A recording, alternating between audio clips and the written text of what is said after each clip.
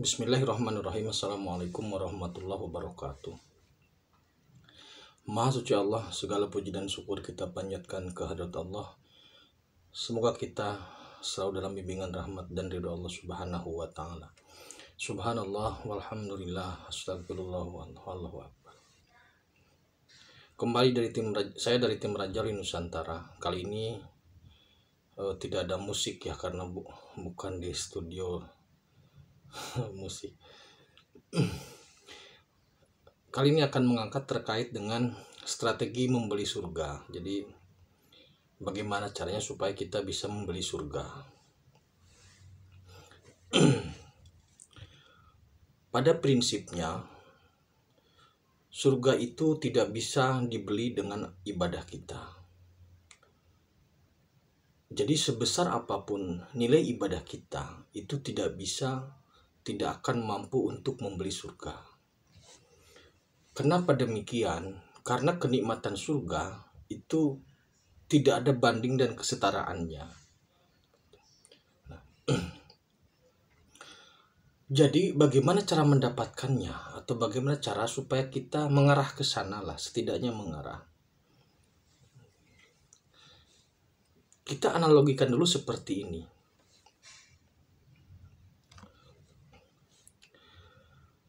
Kasih sayang orang tua kepada anaknya, ini secara umum, maksudnya orang tua yang dalam kondisi secara umum lah, karena memang ada orang tua yang menelantarkan anaknya dan sebagainya, itu ada. Ini situasi secara umum saja. Kasih sayang orang tua kepada anak itu tidak ada habisnya dan tidak akan ternilai dengan nilai materi sebesar apapun. Dari mulai seorang ibu mengandung, kemudian melahirkan, mengurus, merawat, sampai mendidik, membesarkan, dan seterusnya, itu jika dinilai dengan materi, tidak ada tandingan atau bandingan materinya. Ketika si anak beranjak dewasa dan pergi dari rumah untuk merantau atau untuk mencari kehidupan, dan kemudian bisa jadi sukses atau tidak. Nah, di sini ada tolak ukurnya. Seandainya seorang anak secara materi berkecukupan, kemudian dia pulang, kebanggaan seorang ibu, seorang ayah, ataupun kedua orang tua sebenarnya bukan terletak pada kepulangan dengan materinya. Karena apa? Karena materi dalam hal ini tidak akan bisa mencukupi rasa susah payah, atau ya dalam susah payah selama dia merawat atau mengandung.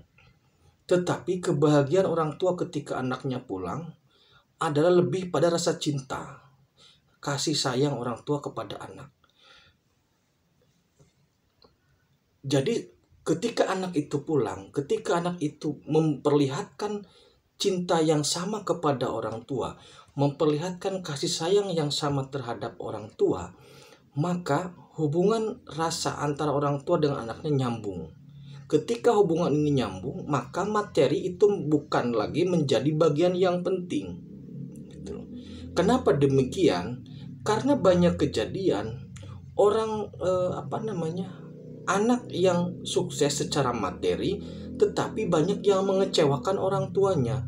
Bisa jadi karena dua hal. Yang pertama, materi itu didapatkan secara benar, tetapi sikap terhadap orang tua salah. Atau yang kedua, materi itu didapatkan dengan cara yang salah, umpamanya korupsi. Jelas itu mempermalukan, atau jelas itu menghancurkan harkat dan martabat orang tua. Karena walau bagaimanapun, segila apapun orang tua tetap menginginkan anaknya menjadi anak yang soleh. Kalau kita tanya penjahat, ingin jadi apa anaknya? Pasti ingin jadi tidak seperti dia. Jadi ketika ada anak pulang dengan gelombang rasa cinta yang sama, kasih sayang yang sama antara anak dan orang tua kepada anak, maka disitulah terhubung kebahagiaannya. Ketika Allah meniupkan ruh ke dalam janin manusia pada usia 4 bulan, kemudian manusia hidup, yang Allah inginkan kan rasa itu tetap terhubung. Dengan cara apa? Dengan cara ketauhidan itu. Jadi tauhid antara kholik dan makhluk dan kholik itu harusnya selalu terhubung. gitu. Sehingga ketika makhluk itu kembali kepada kholiknya, hubungan itu masih ada.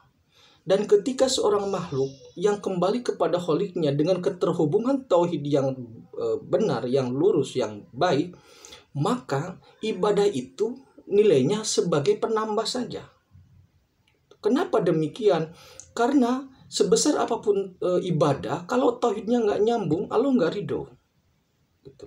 Sebesar apapun yang dibawa materi oleh anak kepada orang tua, ketika sikap anaknya tidak baik, ketika kelakuan anaknya tidak baik, walaupun orang tua itu menerima, tetapi rasa dalam perasaan dalam hatinya itu tetap tidak bahagia. Itu pasti begitu. Jadi yang utama adalah ketika kita kembali kepada Allah, pastikan keterhubungan antara kita dengan Allah melalui tauhid itu benar dan lurus. Jadi kunci pertama itu. Maka prinsipnya adalah bagi makhluk, bagi manusia lah, kita bicara manusia saja. Bagi manusia, sebenarnya hidup dan mati itu tidak ada masalah. Harusnya begitu. Tidak ada alasan seorang manusia untuk mempertahankan hidup. Tidak ada alasan manusia untuk mempercepat kematian. Yang ada adalah bagaimana kita sebagai manusia hidup ataupun mati dalam kemuliaan. Hidup dan mati dalam kemuliaan artinya hidup ataupun mati dalam ridho Allah. Kalau Allah ridho selesai sebenarnya. Kalau Allah ridho selesai. Jadi yang pertama tauhidnya luruskan. Karena tauhid ini sangat tipis melencengnya. Semisal demikian, kita sakit. Kemudian berikhtiar ke dokter. Itu benar. Bagus, baik. Tetapi ketika kita meyakini bahwasanya dokter bisa mempertahankan kehidupan, itu melenceng.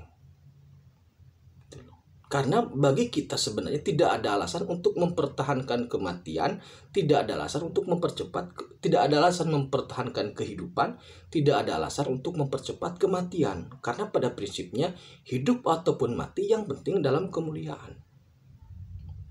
Banyak sekali orang yang berusaha semaksimal mungkin untuk mempertahankan kehidupan. Karena apa? Karena kekhawatiran ketika pulang dia tidak mendapatkan ridho, itu dia sudah tahu. Jadi ketakutan akan kematian itulah sebenarnya yang menjadi alasan dia mempertahankan kehidupan. Sampai bermiliar-miliar rupiah hanya untuk mempertahankan kehidupan. Usaha berobat, ikhtiar berobat itu benar. Tetapi ketika ada keyakinan untuk mempertahankan hidup, itu salah. Karena apa? Karena nyawa itu titipan. Kita nggak pernah minta. Ketika dikasih dan mau diambil, tidak ada alasan untuk mempertahankan. Begitupun sebaliknya, tidak ada alasan untuk mempercepat. Apalagi ketika mempercepat kematian dengan landasan atau alasan-alasan agama. Bunuh dirilah, bom bunuh diri, dan sebagainya. Tidak ada alasan untuk mempercepat kematian. Hidup dan mati itu seperti korek. Kalau untuk dipakai dihidupkan, kalau untuk dikantongin dimatikan. Nilainya sama. Yang penting adalah tepat. Hidup mulia, mati pun harus mulia. Jadi nilainya itu terletak pada kemuliaan hidup maupun kemuliaan mati. Saya sudah bahas itu di video tentang hidup yang mulia. Saya lupa judulnya. Jadi ketika kita kembali kepada Allah, surga itu tidak bisa dibeli dengan ibadah. Kenapa demikian? Karena nilai ibadah kita tidak akan sebanding dengan kenikmatan surga. Terlalu mahal. Makanya Allah sudah menegaskan bahwasanya jika kita menghitung kenikmatan yang Allah berikan, itu air laut sebagai tintanya itu tidak akan cukup. Itu memang benar, makanya nilai ibadah kita tidak akan cukup. Jadi bagaimana caranya supaya bisa sampai kepada Allah? Caranya adalah hidup ataupun mati kita pasrahkan, yang terpenting dalam kemuliaan, yang terpenting dalam ridho Allah. Kalau Allah menghendaki kita hidup, ikhtiarkan kita hidup dalam kemuliaan, manfaatkan amanah Allah, nyawa sebagai amanah Allah untuk jalan hidup dalam ridho Allah. Kalaupun Allah menghendaki kita meninggal atau mati, tidak ada masalah. Yang terpenting itu adalah kehendak Allah. Tapi bukan berarti kepasrahan jabariyah, tidak. Tetap kita berikhtiar, sakit luka diobatin, tetap. Tetapi jangan ada keyakinan itu untuk menghalangi nyawa keluar dari badan. Itu yang salah. Tidak ada yang bisa menghalangi kematian. Jangan berpikir mempertahankan kehidupan. Yang ada adalah berikhtiar untuk menghargai, berikhtiar untuk mensyukuri nyawa yang Allah titipkan. Itu boleh. Tapi mempertahankan dan menghalangi kematian, mempertahankan kehidupan dan menghalangi kematian, itu tindakan yang hina sebenarnya. Yang Allah kehendaki adalah apa yang Allah berikan berupa nyawa, berupa kesehatan, kita syukuri dengan cara berjalan atau hidup dalam kemuliaan dan ridho Allah. Ketika kita pun mati harus dalam ridho Allah. Hidup dan mati nilainya ada pada kemuliaannya, gitu loh. Sehingga Allah ridho, sehingga surga itu menjadi tidak ada masalah. Karena di surga ataupun di neraka sebenarnya yang terpenting adalah ridho Allah. Malaikat itu di neraka, ada yang di neraka. Karena seluruh jagat raya ini pelayannya adalah malaikat. Di neraka itu ada malaikat. Kalau yang menjaga neraka itu iblis, pasti korupsi. Tapi kalau yang kerja itu malaikat, itu ukurannya pas, tidak kurang, tidak lebih. Jadi pelayan jagat raya ini adalah malaikat. Kenapa? Ya karena ukurannya dia bekerja pas. Jadi pada prinsipnya dimanapun kita berada, hidup ataupun mati bukanlah hal yang penting. Yang penting adalah hidup berikhtiar dalam ridho Allah, mati pun dalam ridho Allah. Jadi diluruskannya ke sana. Kita berikhtiar mencari nafkah, berobat dan sebagainya, itu adalah untuk mensyukuri apa yang Allah berikan, bukan berniat untuk menghalang-halangi kematian. Demikian terkait dengan kunci surga. Intinya, untuk surga, luruskan tauhid, pastikan frekuensi antara makhluk dan kholiknya, antara manusia dengan Allah, itu dalam frekuensi yang sama, dalam garis tauhid yang sama, sehingga Allah ridho terhadap kita baik dalam hidup ataupun dalam mati kita.